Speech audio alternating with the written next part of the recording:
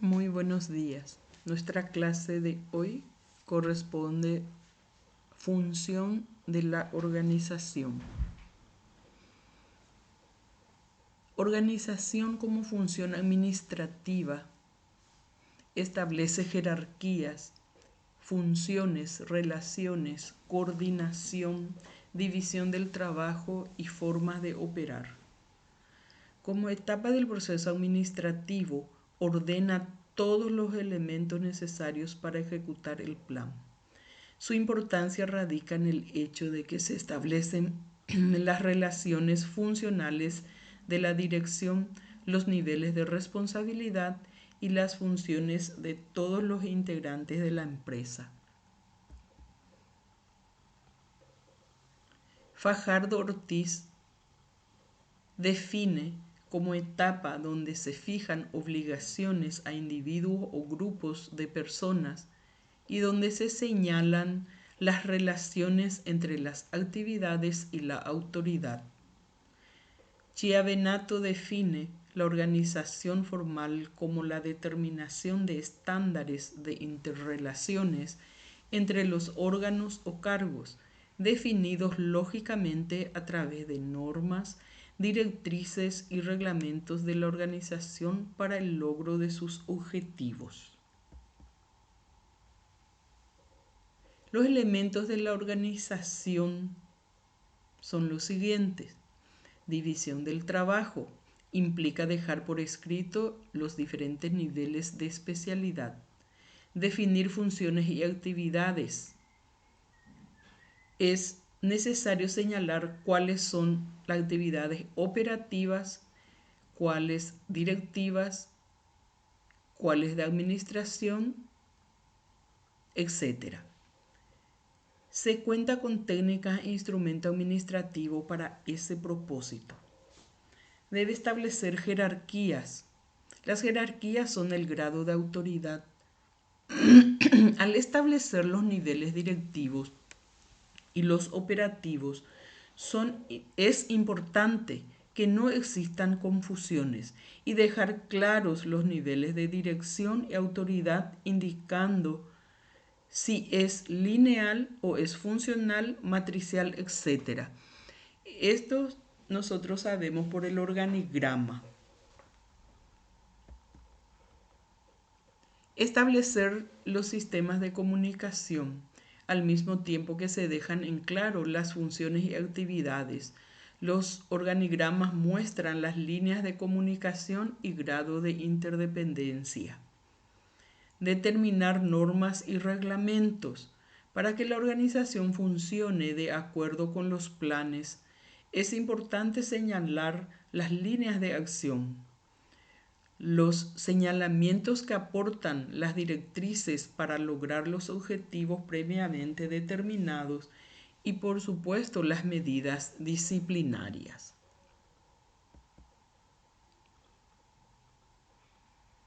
Manifestaciones de una organización formal. Cuando la organización no es clara, no se tienen las funciones precisas, no se describen las actividades ni los niveles de responsabilidad. Entonces, los objetivos sin lograr, aumento de conflicto, autoridad y responsabilidad indefinidas. Es por eso es muy importante tener organigrama en nuestro lugar de trabajo que nos define el nivel de comunicación y de autoridad.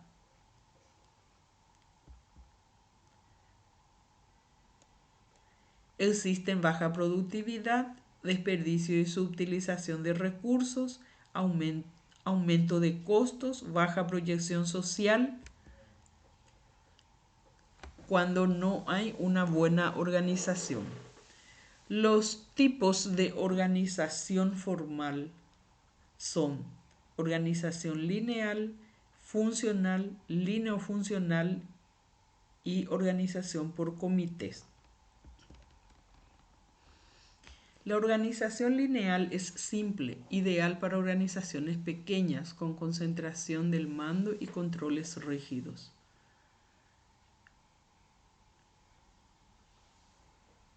Su gráfico es piramidal, es decir, la autoridad fluye de arriba hacia abajo. Las desventajas que pueden ocasionarse en organizaciones con estructura lineal son falta de flexibilidad, dificultad para la innovación, favorece la autocracia, dificulta la comunicación cuando la empresa crece y al volverse compleja la organización tiende a ser deficiente. La organización funcional da al subordinado varios jefes, a la vez que ninguno tiene autoridad, sobre todo el subordinado, y busca simplificar el trabajo, establecer líneas directas de comunicación, eliminar la centralización en la toma de decisiones y apoyar la especialización. Y se caracteriza por una dispersión de autoridad, subordinación múltiple, aumento de la especialización y requisitos de mayor control. Ventajas de la organización funcional. Especialización produce eficiencia, la supervisión mejora, la comunicación se facilita y se concentra en la ejecución. Las desventajas de la organización funcional: difusión de la autoridad, dificulta la limitación de la responsabilidad, se pierde el punto de vista integral y presencia de conflictos por competencia de los múltiples jefes. En la organización lineofuncional, este tipo de organización es la resultante de combinar los dos modelos anteriores y reducir sus desventajas. Se producen jerarquías lineales, autoridad, y funcionales, asesoría. Es el modelo quizá más empleado en la actualidad. La ventaja: asegura la unidad de mando y la asesoría especializada. Se obtiene el desarrollo, la innovación y el apoyo al servicio de la organización. La desventaja: presencia de conflictos entre la autoridad de línea y la de Estado. Aumento del costo por salario del especialista. Dificultad para mantener el equilibrio y la estabilidad de la estructura de organización. La organización informal tiene su origen en la necesidad de las personas de relacionarse con un grupo específico, con el cual se establece nexo de amistad, compañerismo o simplemente solidaridad. En dicho grupo, cada individuo tiene un papel que le satisface, además de tener intereses comunes. Principios de organización: unidad de dirección, eficiencia, tramo de control, jerarquía, delegación, responsabilidad absoluta, igualdad de autoridad y responsabilidad, nivel de autoridad, división del trabajo. Equilibrio, flexibilidad, liderazgo.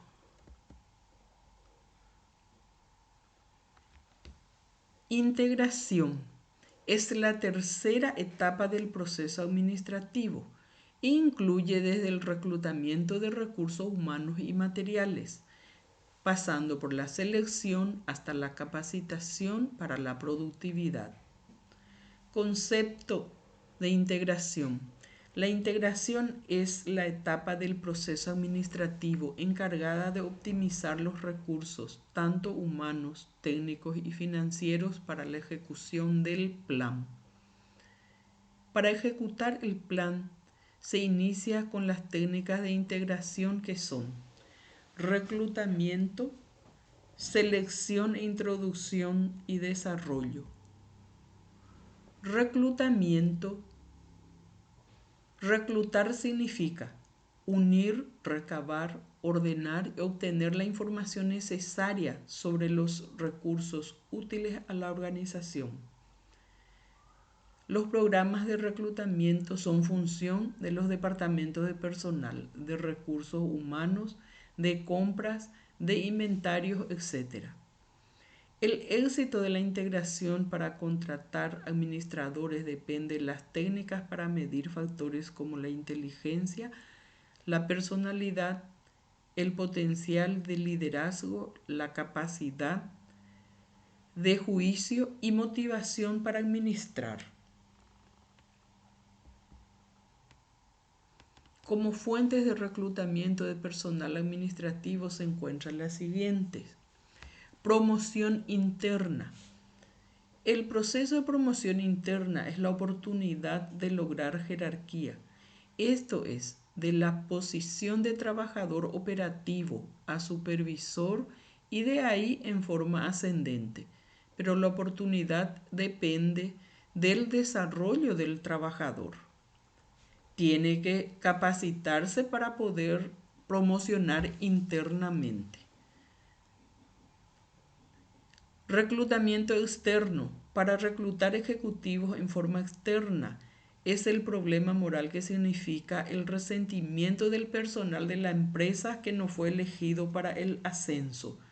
Eso siempre escuchamos, traen de afuera para nuestro jefe y por qué no eligen de acá, de lo que tenemos acá.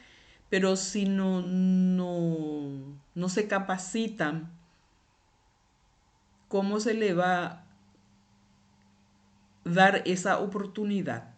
Se lleva únicamente para jefe de afuera. La selección consiste en escoger, decidir, aceptar aquel recurso que más nos convence para lograr los objetivos planeados. Selección de recursos humanos. Con la información adecuada sobre la existencia se elige al sujeto idóneo en lo que se refiere a recursos humanos y al adecuado tratándose de recursos materiales. En la selección de personal, los requisitos y cualidades exigidas al aspirante para su ingreso no garantizan por sí solos la productividad. Para asegurar en lo posible esta última, existen algunos métodos entre ellos. No porque nosotros le elegimos, podemos estar seguros de que va a garantizar la productividad. Y para eso existe la prueba de admisión, es el expediente del interesado, la entrevista, los periodos de prueba y el currículum vitae. La prueba de admisión consiste en la aplicación de cuestionarios con preguntas específicas al tipo de trabajo para el que se desea contratar, y las preguntas proyectivas miden la salud mental, la de cultura general y sirven de referencia para prever las necesidades del desarrollo. El expediente de admisión o el ingreso se integra por solicitud de empleo, pruebas de admisión y resultados, currículum vitae, cartas de referencias, resultados de la entrevista y observaciones del periodo de prueba. La entrevista. Y ustedes como enfermeros jefes van a hacer todo esto.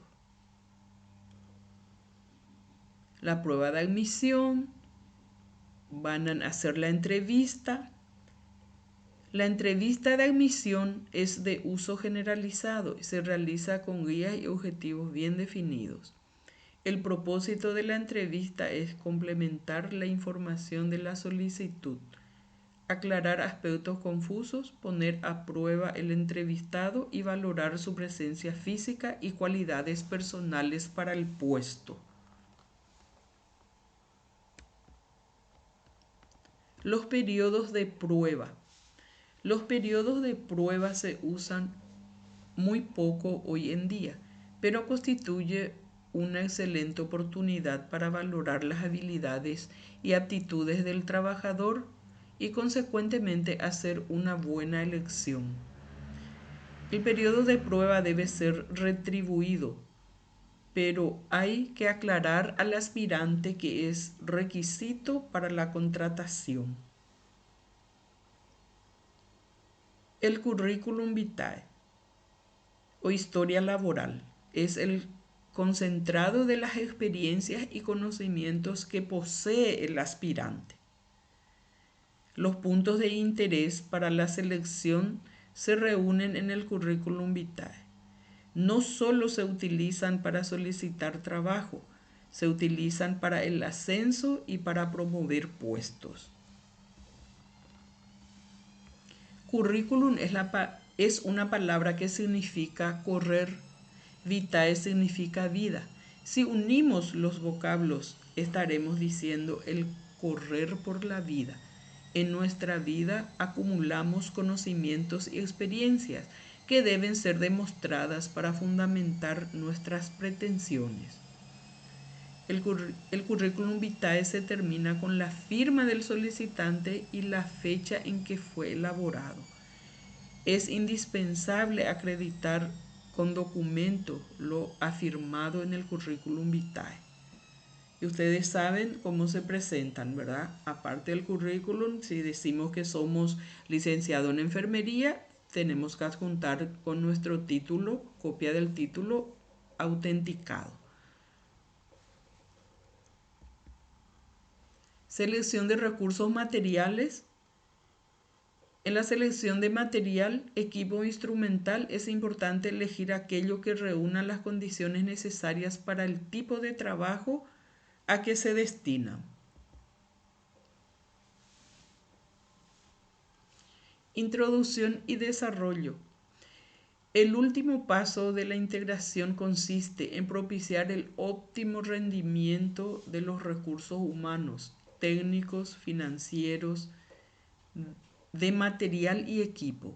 Con respecto al personal, se realiza el desarrollo con el propósito de lograr una óptima productividad. Una forma de lograr eficiencia del personal es la enseñanza en servicio en sus 4 áreas y es una responsabilidad y una necesidad de la organización. Áreas de enseñanza en servicio es orientación, adiestramiento, desarrollo de liderazgo y educación continua. Principios de integración. Hablamos del propósito. La integración procura asegurar que las funciones de la empresa sean realizadas por personal capacitado. Selección apropiada de recursos depende de calidad del servicio que se preste. Definición de puesto. A mayor precisión de los puestos, mejores parámetros para la selección de candidatos ideales. De la selección, se debe seleccionar a la persona adecuada para el puesto, no adecuar el puesto a la persona. Conocimiento. El individuo es capaz de asumir cualquier función siempre y cuando se le desarrolle para ello. Recursos materiales. El mantenimiento y la conservación de los recursos materiales permite un mejor aprovechamiento